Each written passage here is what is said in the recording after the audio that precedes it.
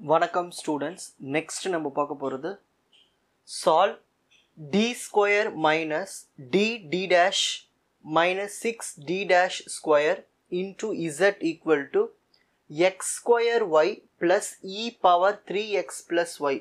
அதாவது இங்கே பாருங்கள், எக்ஸ் ஸ்கொயர் இருக்குது, ஒய் பவர் 1 இருக்குது. அதாவது இது எப்படி சொல்லலாம்னா x power a y power b. So இதில் ஒரு ஃபார்மேட் வந்திருக்கு. Next e power a x plus b y, இந்த மாதிரி ஒரு ஃபார்மேட் வந்திருக்கு.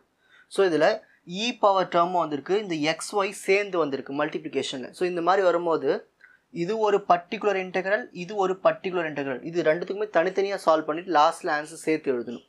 ஓகேங்களா? அப்போது இதில் வந்து ரெண்டு டைப்புமே சேர்ந்துருக்கு.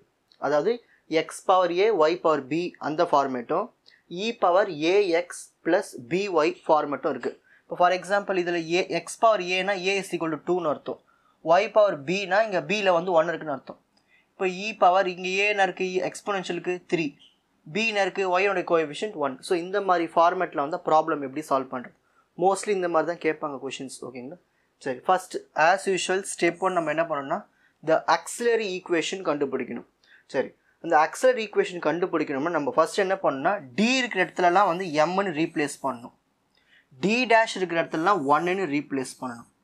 ஓகேங்களா? இப்போ அப்படிங்க கொஷின் பாருங்கள், டி இருக்குது. ஸோ டிக்கு என்ன ரீப்ளேஸ் பண்ணணும், எம். ஸோ எம் போட்டு இங்கே ஸ்கொயருக்கா எம் ஸ்கொயர் மைனஸ் அகைன் டிக்கு என்ன ரீப்ளேஸ் பண்ணணும், எம். நெக்ஸ்ட் டி டேஷ்க்கு என்ன ரீப்ளேஸ் பண்ணணும், 1 மைனஸ் 6, டி டேஷ்க்கு என்ன ரீப்ளேஸ் பண்ணணும், 1 ஸ்கொயர் ஈக்குவல் டு 0 போட்டுக்கணும்.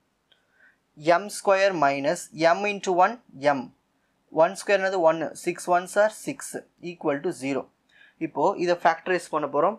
இங்கே முன்னாடி 1 இருக்குது, 1 into minus 6 minus 6. So minus 6 எந்த டேபிள் வரும், 2 3s are, அதாவது 2 இன்ட்டு மைனஸ் 3 வந்து மைனஸ் 6. இது ரெண்டுத்தையும் ஆட் பண்ணி பாருங்கள், மைனஸ் 1 வருதுங்களா, அந்த மைனஸ் 1 சென்டரில் வரணும். பேசிக் ஃபேக்டரைசேஷன். அப்போ என்ன நம்மளுக்கு என்னென்ன வேல்யூஸ் வந்துருக்கு, 2 மைனஸ் 3. அது எப்படி எழுதலாம், M plus 2 M minus 3 equal to 0. இப்போ m plus 2 equal to 0, m minus 3 equal to 0. இந்த ப்ளஸ் 2 அந்த பக்கம் போயிடுச்சுன்னா வரும் மைனஸ் 2, இந்த மைனஸ் 3 அந்த பக்கம் போயிடுச்சுன்னா ப்ளஸ் 3. அப்போ நம்மளுக்கு ரெண்டு m வேல்யூஸ் கிடச்சிருக்கு, மைனஸ் 2 3. ஓகேங்களா? இப்போ நெக்ஸ்ட் ஸ்டெப் 2 காம்ப்ளிமெண்ட்ரி ஃபங்க்ஷன் கண்டுபிடிக்கணும். சரி, அதுக்கு முதல்ல ரூட்ஸை பார்க்கணும். நம்மளுக்கு என்ன ரூட்ஸ் கிடச்சிருக்கு, மைனஸ் 2 3. இந்த ரெண்டு ரூட்ஸும் பாருங்கள் சேமாக இருக்கா டிஃப்ரெண்ட்டாக இருக்கா, டிஃப்ரெண்ட்டாக இருக்குது. ஸோ டிஃப்ரெண்ட்டாக இருந்தால் அதுக்கு காம்ப்ளிமெண்ட்ரி ஃபங்க்ஷனுக்கு ஃபார்முலா இருக்குது. Here roots are different. So complementary function என்ன இருக்குது, CF is equal to pi 1 y plus m1x. m1னா ஃபர்ஸ்ட் ரூட் எடுத்து எழுதணும். நீங்கள் இதை m1 எடுத்துக்கலாம், இதை m1 கூட எடுத்துக்கலாம், இதை m2 எடுத்துக்கலாம், இதை m1 கூட மாற்றி நீங்கள் எடுக்கலாம். ஓகேங்களா? அதெல்லாம் பிரச்சனை இல்லை. ஸோ நம்மளுக்கு ரெண்டு ரூட்ஸ் இருக்கனால ரெண்டு பார்ட்ஸ் வரும். ஃபர்ஸ்ட் 1 வரும், அப்புறம் 2 வரும். மூணாவது ரூட் வந்து இதே மாதிரி 3ன்னு வரும், பை 3 இன்ட்டு ஒய் ப்ளஸ் m3xன்னு வரும். ஸோ எத்தனை ரூட்ஸ் வருதோ அதை நம்ம அப்படியே ஆட் பண்ணிகிட்டே போக வேண்டியது தான். ஸோ இந்த ஃபார்முலா எழுதியாச்சுங்களா? So pi 1 y plus m1 இருக்கீங்க minus 2 into x plus pi 2 y plus இந்த m2 இருக்கீங்க 3 அப்புறம் எக்ஸ். ஓகேங்களா? Next pi 1 into plus into minus minus, so 2 into x 2x. இது அப்படியே எடுத்து எழுதிக்க வேண்டியது தான். ஸோ இதுதான் நம்ம கண்டுபிடிச்ச complimentary function CF. Next step 3 போகலாம். ஸ்டெப் 3 ஆஸ் யூஷுவல் நம்ம என்ன பண்ணணும், பர்டிகுலர் இன்டெக்ரல் கண்டுபிடிக்கணும். என்ன இன்டெக்ரல், பர்டிகுலர் இன்டெக்ரல். சரி, இதில் ரெண்டு இருக்குது, நான் ஸ்டார்டிங்காக சொன்னால் ரெண்டு இருக்குது. ஸோ ஃபஸ்ட்டு ஒன்று கண்டுபிடிச்சிடும். So particular integral 1 is equal to first 1 போடணும், பை போட்டுட்டு கொஷினை பார்த்து எழுதணும். கொஷினில் என்ன இருக்குது பாருங்கள், D square minus D dash minus 6d dash ஸ்கொயருக்கு அதை எடுத்து எழுதிக்கணும் டினாமினேட்டரில். ஸோ டினாமினேட்டரில் எழுதிட்டு இங்கே பக்கத்தில் எதை எழுதணும்னா இதில் ரெண்டு கொஷின் இருக்குது, அதாவது ரெண்டு particular integral x square y இருக்குது, e power 3x plus y இருக்குது. ஸோ ஃபஸ்ட்டு இதை சால்வ் பண்ணோம். ஸோ இதை எடுத்து நியூமரேட்டரில் மல்டிப்ளை பண்ணிப்போம். மல்டிப்ளை பண்ணியாச்சா, இதுக்கப்புறம் ஆஸ் யூஷுவல் ஸ்டெப்ஸ் போகலாம். ஸோ இங்கே பாருங்கள், இதில் ஃபஸ்ட் இந்த டி ஸ்கொயர் நான் 1 ஆக்கணும். அப்போ என்ன பண்ணலான்னா இந்த ஹோல் ஈக்குவேஷனை டி ஸ்கொயரால் டிவைட் பண்ணிப்போம், மல்டிப்ளையும் பண்ணிப்போம். ஓகேங்களா? இப்போது இது ரெண்டுத்தையும் கேன்சல் பண்ணிடலாம். கேன்சல் பண்ணனா வரும் 1. புரியுதுங்களா? ஃபஸ்ட் எல்லாத்தையும் டி ஸ்கொயரால் மல்டிப்ளை பண்ணியாச்சு, ஃப்ரண்ட்டில் போட்டாச்சு. டினாமினேட்டர் ஒவ்வொன்றுத்துக்கூடையும் டி ஸ்கொயரால் டிவைடும் பண்ணியாச்சு. ஸோ இப்போ டி ஸ்கொயர் கேன்சல் பண்ணியாச்சு.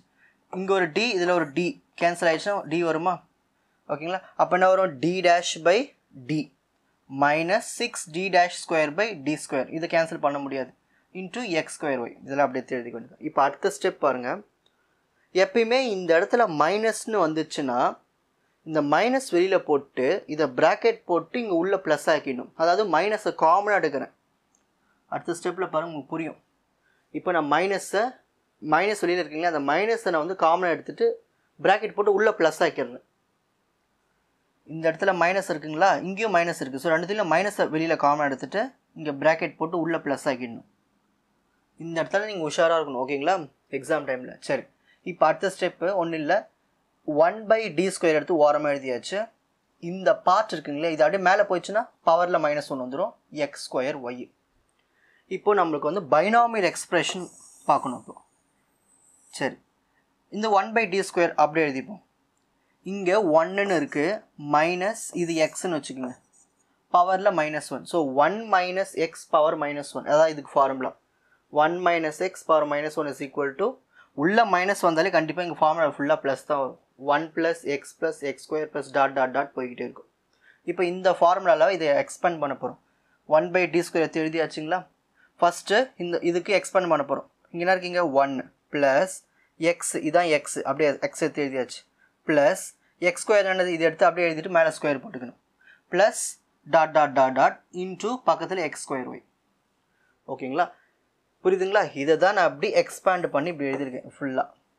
இப்போ அடுத்த ஸ்டெப் என்னென்னா, omit D dash square and higher powers. எங்கெல்லாம் டி டேஷ் ஸ்கொயர் இருக்கோ அதெல்லாம் ஒமிட் பண்ணிடணும். இங்கே பாருங்கள், இதில் டி டேஷ் ஸ்கொயர் இருக்கா? இல்லை. இதில் டி டேஷ் ஸ்கொயர் இருக்கா? இல்லை. இதில் டி டேஷ் ஸ்கொயருக்கு இது ஒமிட் பண்ணிடலாம். இதில் டி டேஷ் ஸ்கொயர் இருக்கா? இருக்குது. இது டி டேஷ், இங்கே பவரில் ஒரு ஸ்கொயர் இருக்குது பாருங்கள், ஸ்கொயர் பண்ணால் டி டேஷ் ஸ்கொயர்னு வரும். அப்போ இதுவும் ஒமிட்டு, இதுவும் D dash square omit. So இதெல்லாம் ஒமிட் பண்ணிவிட்டு மிச்சம் இருக்கிறத மட்டும் எழுதுனா போதும். 1/d square 1 plus D dash by D into x square y. அதை எடுத்து அடுத்த ஸ்டெப்பில் எழுதியாச்சு. இப்போ அடுத்த ஸ்டெப் ரொம்ப ஈஸி. இந்த எக்ஸ் ஸ்கொயர் ஒய்யை உள்ளே மல்டிப்ளை பண்ணுங்கள். 1 into x square y plus D dash by D into x square y. இதையும் எடுத்து இங்கே மல்டிப்ளை பண்ணிக்கணும். இப்போ அடுத்த ஸ்டெப் பாருங்கள். இப்போ ரொம்ப ஈஸி. எப்போல்லாம் டி டேஷ் ஒய் வருதோ அது 1, அதாவது டிஃப்ரென்ஷியேட் பண்ணும்போது. அப்போது இந்த டி டேஷும் ஒய்யும் ரிமூவ் பண்ணிவிட்டு நம்ம 1ன்னு போட்டுக்கலாம். ஓகேங்களா? இப்போ பேலன்ஸ் தான் இருக்கும் 1/d எக்ஸ் ஸ்கொயர். இப்போ அடுத்த ஸ்டெப் பாருங்க, ரொம்ப ஈஸி. இந்த 1/d ஸ்கொயரை உள்ளே மல்டிப்ளை பண்ணுறோம். 1/d square into x square y. அப்புறம் 1 into 1 D square into D cube. அப்புறம் இந்த எக்ஸ் ஸ்கொயர் எடுத்து எழுதியாச்சு. இப்போ அடுத்த ஸ்டெப் பாருங்கள். எப்பயுமே நம்ம இதில் வந்து நம்ம ஒய் வந்து கான்ஸ்டன்ட் இன்டகிரேஷன் பண்ணும்போது, ஓகேங்களா, 1/d இருக்கும்போது கான்ஸ்டன்ட். அப்போது இந்த ஒய்யை தூக்கி ஃப்ரண்ட்டில் போட்டுப்போம். பேலன்ஸ் இருக்கும் 1/d square x square plus 1/d cube x square. இப்போ நம்ம என்ன பண்ண போகிறோம்னா, 1/d ஸ்கொயர் எக்ஸ் ஸ்கொயரோட ஆன்சர் என்ன, 1/d கியூப் எக்ஸ் ஸ்கொயரோட ஆன்சர் என்னன்னு நம்ம வந்து தனியாக கேல்குலேஷன் போட போகிறோம். அதுக்கு முதல்ல நம்ம என்ன பண்ண போகிறோம்னா 1/d எக்ஸ் ஸ்கொயர் கண்டுபிடிக்க போகிறோம். 1/dனா ஒன்றும் இல்லை, இன்டகிரல் எக்ஸ் ஸ்கொயர். ஒரு இன்டகிரேஷன் ஆஃப் எக்ஸ் ஸ்கொயர்னா வரும் எக்ஸ் கியூப் பை 3. இப்போ அடுத்தது இங்கே டி இருக்கிற இன்க்ரீஸ் பண்ணுறேன், டி ஸ்கொயர். சேம் இதை எடுத்து எழுதிக்கிறேன். அப்போது இதை இன்னொரு வாட்டி இன்டகிரேட் பண்ணுறேன். ஓகேங்களா? இதை இன்னொரு வாட்டி இன்டகிரேட் பண்ணுறேன். X power 3/3. ஃபஸ்ட் இந்த 1/3 எடுத்து ஓரமாக எழுதிப்போம். எக்ஸ் பவர் 3 இன்டகிரேட் பண்ணால் X power 4/4. So 1 into X power 4 3 4s are 12. இப்போ இதை இன்னொரு வாட்டி இன்டகிரேட் பண்ணனா எனக்கு 1/d கியூப் எக்ஸ் ஸ்கொயர் கிடச்சிடும். ஓகேங்களா? அப்போ எக்ஸ் பவர் 4/12 இன்னொரு வாட்டி இன்டகிரேட் பண்ண போகிறேன். இந்த 1/12 எடுத்து ஓரமாக எழுதிப்போம். எக்ஸ் பவர் 4 இன்டகிரேட் பண்ணால் X power 5/5. 1 into X power 5 X power 5. 12 5s are 60. முடிஞ்சதுங்களா? இப்போ அடுத்த ஸ்டெப் பாருங்கள். ஈக்குவல் டு இங்கே ப்ரீவியஸ் ஸ்டெப்புக்கு வந்துடணும். ஒய் எடுத்து எழுதியாச்சு. நெக்ஸ்ட் அடுத்து என்ன இருக்கீங்க? 1/d square x square. 1/d square x ஸ்கொயரோட ஆன்சர் என்ன இருக்குது? X power 4/12. அதை எடுத்து எழுதியாச்சு. Plus 1/d cube x square. 1/d cube x ஸ்கொயருக்கு என்ன ஆன்சர் இருக்குது? X power 5/60. அதையும் எடுத்து எழுதியாச்சு. இப்போது சிம்பிள் ஸ்டெப்ஸ் இதுக்கப்புறம். therefore Pi1 is equal to, இதில் பாருங்கள் ப்ரீவியஸ் ஸ்டெப்பில் பாருங்கள், இதில் எக்ஸ் பவர் 4 இதுலேயும் இருக்குது, இதுலேயும் எக்ஸ் பவர் 4 இருக்குது, காமனாக வெளியே எடுத்துருவோம். 60யும் கீழே இருக்குது, காமனாக வெளியே எடுத்துருவோம். அப்போ எக்ஸ் பவர் 4/60 வெளியே எடுத்துட்டோம்னா பேலன்ஸ் தான் இருக்கும். இதில் எக்ஸ் பவர் 4 எடுத்தாச்சு, 60 எடுத்தாச்சு, பேலன்ஸு 5யும் ஒய்யும் மட்டும் இருக்கும். இதில் எக்ஸ் பவர் 4 எடுத்தாச்சு, 60 எடுத்தாச்சு, அப்போ இங்கே ஒரு எக்ஸ் இருக்கும். அப்போ 5y + x. இதுதான் பர்டிகுலர் இன்டெக்ரல் ஃபஸ்ட்டுக்கான ஆன்சர். இப்போ நம்ம அடுத்தது பர்டிகுலர் இன்டெக்ரல் 2க்கு போட போகிறோம். அதுக்கு என்ன பண்ணோம், திரும்ப 1/, போட்டு கொஷினில் இருக்கிறத எடுத்து எழுதிட்டு இன்ட்டு இப்போ திரும்ப நம்ம கொஷினுக்கு போகணும். கொஷினுக்கு என்ன போயிட்டு என்ன பண்ணணும், கொஷினில் பாருங்கள், கொஷினில் இருக்க e⁻3x + y இதை எடுத்து மல்டிப்ளை பண்ணிக்கணும். ஓகேங்களா, இங்கே மல்டிப்ளை பண்ணி வச்சு பாருங்கள், e⁻3x + y. இப்போது இதில் e⁻3x + y வந்தோடனே இதில் நீங்கள் a என்ன b என்னன்னு கண்டுபிடிக்கணும். அதாவது எக்ஸோடைய கோஎஃபிஷியன்ட் இருக்குது 3, அதான் a. ஒய்னுடைய கோஎஃபிஷியன்ட் இருக்குது 1. ஓகேங்களா, ஸோ a என்ன b என்னன்னு எழுதணும். அப்போது அடுத்த ஸ்டெப்பில் நம்ம என்ன பண்ண போகிறோம்னா, ரீப்ளேஸ் d/3. ஏன் 3? எங்கெல்லாம் d இருக்கோ அங்கே a வேல்யூ சப்ஸ்டியூட் பண்ணணும். a வேல்யூனா இருக்கீங்க 3. அண்ட் d' இருக்கிற இடத்துல 1 சப்ஸ்டியூட் பண்ணணும். ஏன் 1? b சப்ஸ்டியூட் பண்ணுறோம். ஓகேங்களா, ஸோ எங்கெல்லாம் d இருக்கோ அங்கே 3 பண்ணணும், எங்கெல்லாம் d' இருக்கோ அங்கே 1 பண்ணணும். Next 1/d.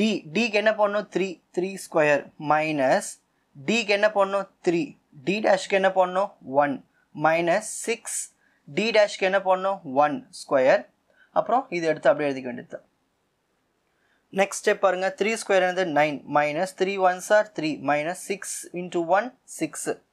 இதை அப்படியே சப்ட்ராக்ட் பண்ணி பாருங்கள், 0ன்னு வரும். இந்த மாதிரி 1/0 வந்துட்டாலே அப்போது ஆர்டினரி ரூல் ஃபெயில்னு நீங்கள் எழுதணும். ஓகே, ரூல் ஃபெயில் ஆகிடுச்சு. அப்போ நம்ம இந்தமாரி ரூல் ஃபெயில் ஆகிடுச்சுன்னா, இந்தமாரி டினாமினேட்டரில் 0 வந்துச்சுன்னா நம்ம என்ன பண்ணணும்னா, மல்டிப்ளை எக்ஸ் இந்த நியூமரேட்டரில் எக்ஸாக மல்டிப்ளை பண்ணிக்கிட்டு டினாமினேட்டரை டிஃபரன்ஷியேட் பண்ணிடணும். இதுதான் ரூல். இதுதான் ரூல். இந்த ரூல் எங்கே பயன்படுத்தணும்னா, இங்கே வாங்க, இந்த இடத்துக்கு வரணும். ஓகேங்களா, எங்கே ரீப்ளேஸ் பண்ணணுமோ அந்த ஸ்டெப்புக்கு மேலே வந்துடணும். இந்த ஸ்டெப்புக்கு இங்கே வந்துடணும். ஃபஸ்ட்டு என்ன பண்ணணும், இதில் எக்ஸை மல்டிப்ளை பண்ணணும். என்ன பண்ணணும், எக்ஸை மல்டிப்ளை பண்ணணும். மல்டிப்ளை பண்ணியாச்சு. அப்புறம் 1/, டினாமினேட்டரை டிஃப்ரென்ஷியேட் பண்ணணும். டினாமினேட்டர், இதுதான் டினாமினேட்டர், டிஃப்ரென்ஷியேட் பண்ணணும் டியை வச்சு. ஓகேங்களா, இப்போது இந்த இடத்துல x² இருந்தால் அதை டிஃப்ரென்ஷியேட் பண்ணால் வரும் 2xன்னு வரும். இங்கே d² இருக்குது, அப்போ என்ன வரும் 2d. அப்போது d² டிஃப்ரென்ஷியேட் பண்ணால் 2d. நெக்ஸ்ட் அடுத்தது, இப்போது இங்கே d இருக்குது, d' இருக்குது. நம்ம பண்ண வேண்டியது dயை மட்டும்தான் டிஃப்ரென்ஷியேட் பண்ணணும். அப்போ d' வந்து கான்ஸ்டன்ட்டு. இந்த மைனஸ் d' எடுத்து ஓரமாக எழுதிப்போம். மைனஸ் d' எடுத்து ஓரமாக எழுதியாச்சு. அதில் இருக்கிற dயை மட்டும்தான் டிஃப்ரென்ஷியேட் பண்ணணும். dயை மட்டும் டிஃப்ரென்ஷியேட் பண்ணால் என்ன வேல்யூ வரும் 1. ஸோ அந்த இடத்துல 1 எழுதிக்கணும். நெக்ஸ்ட் அடுத்து என்ன இருக்குங்க, மைனஸ். இதில் எங்கேயாவது d இருக்கா, d' தான் இருக்குது. அப்போ இது ஃபுல்லாகவே கான்ஸ்டன்ட்டு. ஒரு கான்ஸ்டன்ட்டை டிஃப்ரென்ஷியேட் பண்ணால் 0. அப்போ -0, இது மொத்தமாக 0 ஆகிடும். நெக்ஸ்ட்டு பக்கத்தில் என்ன இருக்குது, இது ஆஸ் யூஷுவல் அப்படியே எடுத்து இங்கே காப்பி பண்ணிக்க வேண்டியது தான். e⁻3x + y. நெக்ஸ்ட் இந்த எக்ஸ் எடுத்து அப்படியே எழுதிப்போம். 1/2d minus d' × 1 d'. இந்த 0லாம் ஒதுக்கிட்டு e⁻3x + y. இப்போ நம்மளுக்கு ஒரு புது ஈக்குவேஷன் கிடச்சிருக்கு. இப்போ நம்ம என்ன பண்ணணும்னா, அகைன் ரீப்ளேஸ் d/3. ஏன், இதில் a என்ன இருக்குது, எக்ஸோட கோஎஃபிஷியன்ட் 3, b என்ன இருக்குது, ஒய்யோட கோஎஃபிஷியன்ட் 1. இப்போது d இருக்கிற இடத்துலாம் 3ன்னு போடணும், d' இருக்கிற இடத்துல 1ன்னு போடணும். அதாவது a வேல்யூ b வேல்யூ போடலாமா. இப்போது x into 1/, இப்போ இங்கே d இடத்துல போனோம் 3, 2 × 3 மைனஸ் d' இடத்துல 1. ஸோ 2 × 3 -1. இதை எடுத்து அப்படியே எழுதிக்க வேண்டியது தான். 2 3s are 6 -1. இதையும் எடுத்து அப்படியே எழுதிக்க வேண்டியது. 6ல் 1 போயிடுச்சுன்னா 5. x into 1 x, 5 எடுத்து அப்படியே எழுதிக்கலாம். e⁻3x + y. இதுதான் பர்டிகுலர் இன்டெக்ரல் 2க்கான ஆன்சர். இப்போ நம்ம என்ன பண்ண போகிறோம், லாஸ்ட் ஸ்டெப் 4 ஜென்ரல் சொல்யூஷன் எழுத போகிறோம். ஜென்ரல் சொல்யூஷன் எப்படி எழுதலாம், இசட்னு எழுதிட்டு ஈக்குவல் டு காம்ப்ளிமெண்ட்ரி ஃபங்க்ஷனையும் 2 பர்டிகுலர் இன்டெக்ரல் ஆன்சரும் ஜாயின் பண்ணிடணும். CF ஸோ CF ஸ்டெப் 2ல் கண்டுபிடிச்சாலே அந்த ஆன்சர் எடுத்து இங்கே எழுதிடணும். ப்ளஸ் பர்டிகுலர் இன்டெக்ரல் 1 ஆன்சர் எடுத்து எழுதணும். ப்ளஸ் பர்டிகுலர் இன்டெக்ரல் 2 கண்டுபிடிச்ச ஆன்சர் எடுத்து இங்கே எழுதணும். இப்படி எழுதிட்டோம்னா நம்மளுக்கு ஜென்ரல் சொல்யூஷன் கிடைச்சிடும். இப்போது screenshot time. So first step 1 m values கண்டுபிடிக்கணும். ஸ்டெப் 2 காம்ப்ளிமெண்ட்ரி ஃபங்க்ஷன் கண்டுபிடிக்கணும். ரூட்ஸ் சேமாக இருக்கா டிஃப்ரெண்ட்டாக இருக்கான்னு பார்த்துட்டு. ஸ்டெப் 3 பர்டிகுலர் இன்டெக்ரல் 1 கண்டுபிடிக்கணும். அதோடைய கண்டினியூவேஷன் பர்டிகுலர் இன்டெக்ரல் 2 கண்டுபிடிக்கணும். இதோடைய கண்டினியூவேஷன் ஃபைனலாக ஜென்ரல் சொல்யூஷன் கண்டுபிடிக்கணும். எல்லா ஆன்சரையும் எடுத்து ஜாயின் பண்ணி எழுதிடணும். உங்களுக்கு இந்த கண்டென்ட் ஈஸியாக புரிஞ்சிருக்கும்னு நினைக்கிறேன். வாட்ச் அதர் எபிசோட்ஸ் இன் த appropriate playlist. Fuji silver academy strength success clarity. வணக்கம்.